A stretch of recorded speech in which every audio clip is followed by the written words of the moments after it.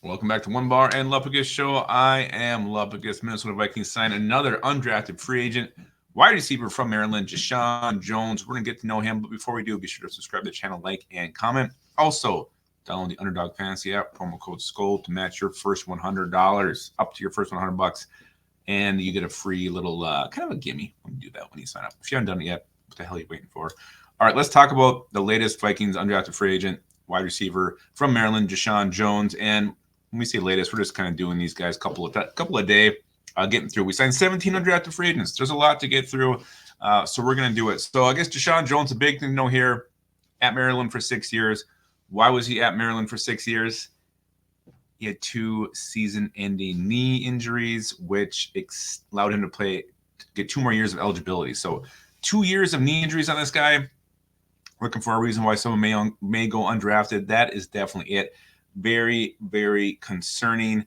But he's always been a very reliable target for Maryland. Kind of I don't want to say he does the dirty work, but you see him kind of win. You know, he goes over the middle, not afraid to go over the middle, make catches in the center of the field. He kind of has a knack for the ball when it's in his hands. You see he turns into a natural ball carrier after the catch. There's some yak ability here. You also see him go up and you make some tough catches, contested catches, going up high pointing, catching back shoulder throws, knowing how to position his body to make the grab over defender. And it looks like his speed's fine. You watch him on film, looks like he's got good burst. He's also scored rushing touchdowns. He's even thrown for one in his career. So a guy who has been used in multiple ways during his time with the Terrapins. Let's look over his career stats. I don't know if I said it yet, but he's 6'1", 185 pounds. He caught 151 balls for 2,040 yards, 14 career touchdowns. He ran the ball 20 times for 188 yards, and he has 2 rushing touchdowns. I mean, you look at his best season last year, 56 receptions, 790 yards, and 4 touchdowns. He wasn't the go-to guy, but he was a guy that was very reliable, made plays when the ball was in his hands, knows how to get open.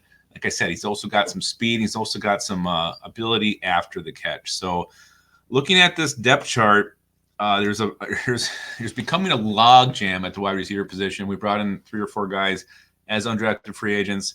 Got Trent Sherfield in there. We got a bunch of young guys left over from last year.